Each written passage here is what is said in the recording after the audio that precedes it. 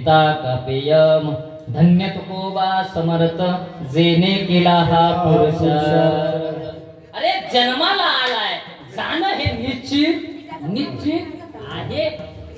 अरे सगळ्याला जावं लागतं की ते हे धन दौलत प्रॉपर्टी असू दे. अरे भगवान कृष्ण अवतार आले सुद्धा जावं लागलं. प्रभू रामचंद्रांना जावं लागलंच. प्रत्येकाला जाणं हे गरजेचं आहे. कोण असा नाही की जन्माला आलाय आणि तो हितच राहणार आहे असं कोणी सुद्धा नाही. एक दिवस जन्माला आलाय तर जाणं हे ठरलेलं आहे. कितीही त्याची प्रॉपर्टी धन दौलत बंगला गाडी सगळं असू देत पण शेवटी जाताना काय आहे चौघाच्या खांद्यावर आहे. लक्षात ठेवा. कारण असताना जीवन जगत असताना माझं म्हणू नका. सगळं हितच राहणार आहे आणि येणार आहे ते माझ्या भगवंताचं फक्त नाम येणार आहे. म्हणून फक्त नामच चिंतन करत राहा. विडाला विडाला विडाला.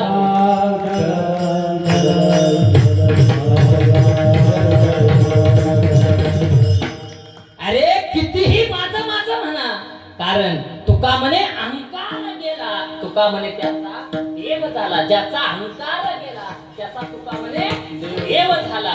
कितीही तुम्ही कमवलं तर फक्त कमवलेल्यातनं अहंकार येऊ देऊ नका. हे सगळं इथं राहणार आहे. आणि जाताना तुमच्या घरामध्ये कितीही गाड्या भाव असू देत कितीही गाड्या असू देत त्या गाड्या सगळं इथं राहणार आहे. तुम्ही गाडीतनं जाणार. माझं कळतंय का बोलणं? कळतंय ना? तुम्ही इथं राहणार.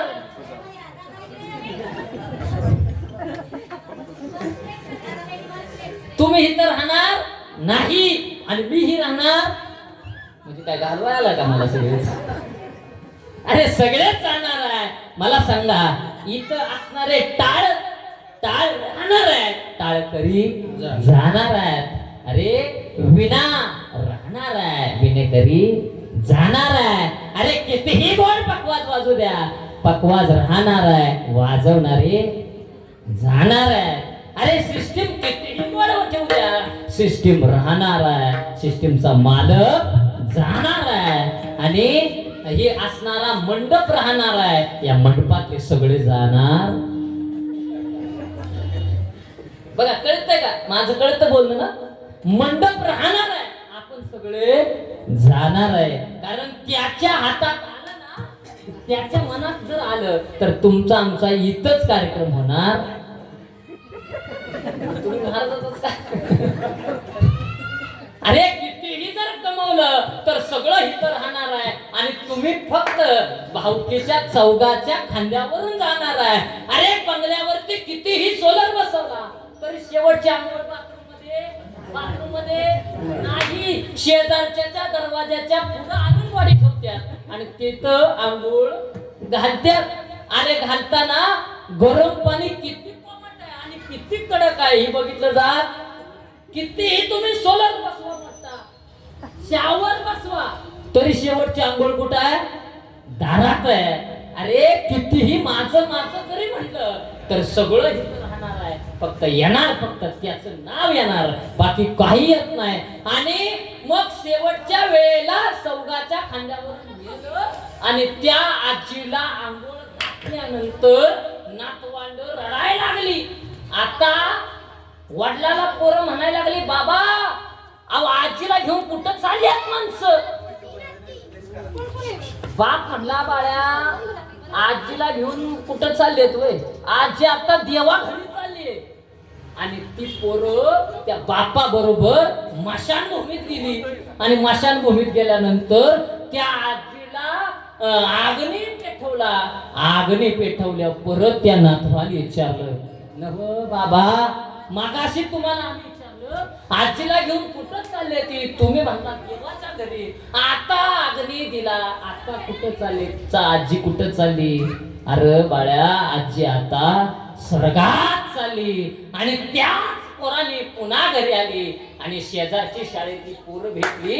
आणि दुसऱ्या दिवशी सकाळी ती पोरं शाळेत गेली. आणि शाळेत गेल्यानंतर त्या पोराला नातवाला म्हणजे त्या आजीच्या नातवाला विचारलं पोराने अरे बाळ्या आम्ही सगळे जेवणार आहे तू चल की आमच्या सोबत जेवायला.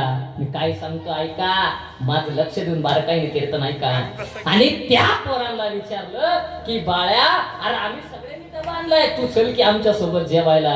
त्या बाळ्यानं दिलेलं उत्तर आहे ना, आज खऱ्या अर्थानं आपला परमार्थ आणि आपलं केलेला आट्टा सफल झाल्याशिवाय राहणार नाही. त्या बाळ्यानं सांगितलं, अरे तुम्ही सगळे म्हणताय जेवायला, पण माझ्या आजीचं काल देहावसन झालंय आणि माझी आजी देवा घरी गेली. माझ्या घरी जेवण बनवलं नाही. पण आता 10वीचा पेपर सुरू होणार आहे, म्हणून शाळा कशी बुडवायची म्हणून माझ्या बापानं मला शाळेत पाठवलंय. त्या पोराने आपल्या डब्यातला एक घास द्यावा आणि त्या बाळ्याला एक घास दिला आणि ते पोरग जेवायला बसलं. अरे जेवण झाल्यानंतर त्या पोराने विचारलं, अरे बाळ्या, आम्ही आता खेळायला चाललोय, चल ना खेळायला. त्या पोरानं दिलेलं उत्तर ऐका. ते पोरग म्हणतं, खेळायला आलो असतो रे, पण माझ्या घरामध्ये दुःखाचा डोंगर कोसळलाय आणि ह्या दुःखातनं सावरण्याकरता मला देवानं सद्बुद्धी द्यावी. जर देवानं मला सद्बुद्धी दिली ना तर मी शाळेत चांगल्या मार्काने पास होईल. पण हे दुःखाचं सावट आमच्या घरावरती आलंय. अरे प्रत्येकाला जन्माला आल्यानंतर दुःख भोगावं लागत असतं, कारण दुःख हे सगळ्याला भोगल्याशिवाय संपत नाही. कारण ज्याचं जे केलेलं कर्म भोगल्याशिवाय तुम्हाला फळ मिळत नाही.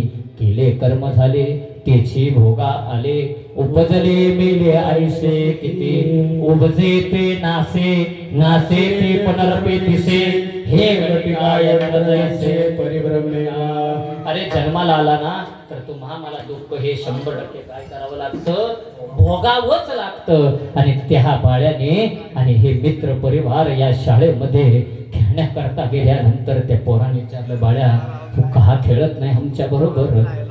त्या दिलेल्या पोराचं उत्तर आहे की अरे तू म्हणतोस तुझी आजी स्वर्गात गेली, देवा घरी गेली. नाही रे, आजी तुझी स्वर्गात नाही गेली, आजी तुझी देवा घरी नाही गेली, आजी तुझी जगात गेली. आता एकदा या मातीच्या पलीकडे गेलेले माई बाप मिळणार नाही, लक्षात ठेवा.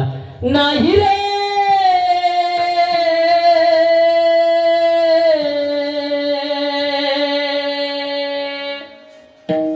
नाही कुणाचे गोनी अंती जास नाही ऐकले प्राण माझे म्हणून. आणि माई नाही, बापही नाही, कोणी कुणाचं नाही. जन्माला एकटा आलाय आणि जाताना सुद्धा एकट्याला जावं लागणार आहे. आणि त्या पोराने सांगितलं, ते पोरग घरामध्ये आलं आणि आईला विचारलं, अगं बाबाने सांगितलं आई देवा घरी गेली, तुम्ही मला खोटं लपवलं, मला खोटं ठरवलं. आपली आजी देवा घरी नाही गेली, आपली आजी कुठं गेली तर ढगात गेली. आता आजी आपल्याला पाहायला मिळणार नाही, लक्षात ठेवा. अरे या माय बाप केवळ अरे कुठल्या कीर्तनाला जायची गरज नाही, पण घरातल्या माय बापाची सेवा करा. ज्याची खरी सेवा त्याच्या काय सेवा. स्वामी सवे करता वाद अधिक आनंद. कारण जनसेवा हीच ईश्वर सेवा.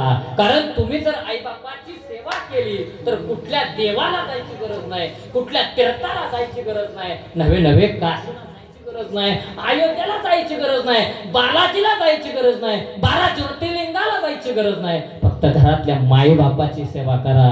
अरे घरात त्या आईला द्या, त्या आईनं दिलेल्या मारक्या गाईला दिल्यानंतर ती लाद दिल्याशिवाय राहत नाही, पण घरातल्या आईला अन्न दिल्याशिवाय, ती आशीर्वाद दिल्याशिवाय राहत नाही, आशीर्वाद दिल्याशिवाय राहत नाही. म्हणून आई बापाची सेवा करा. आणि क्षणाक्षणाला हे तुम्हाला क्षणभर पडतो. एक दिवस घरात आई आपल्या बाहेर जाऊ द्या, एक दिवस जर आई बाहेर गेली ना तर घर नुसतं खायला उठत असतं, लक्षात ठेवा. पण ज्या घरातली आई आणि ज्या घरातला बाप गेला ना त्यांना विचारा आई बापाचं काय असतं, सामर्थ्य काय असतं. अरे कोर्टाच्या कामानिमित्त गडबडीच्या कामामध्ये सातारला कोर्टाचं काम होतं आणि कामाला जात असताना बापानं सांगितलं, बापाचं वय वर्ष, हनुमंत महाराज 95 वर्षाचं बापाचं वय आहे. त्या बापानं सांगितलं, अरे तू सातारला चाललाय ना, तुझ्या आईचे गुडघे दुखतायत, त्या आई करता गोळ्या घेऊन ये रे. त्यानं सांगितलं, बाबा मी कोर्टाच्या कामानिमित्त निघालोय सातारला, माझ्या लक्षात राहिलं ना तर आणेन बाबा, नक्की आणेन. तो सातारमध्ये पोचला, कोर्टाचं काम झालं आणि कोर्टाचं काम झाल्यानंतर त्या बापानं सांगितलं होतं, आईचे गुडघे दुखतायत, आईच्या गुडघे दुखीच्या येताना गोळ्या घेऊन ये. अरे संध्याकाळी 8 वाजले, तो बाप असणाऱ्या पोराची वाट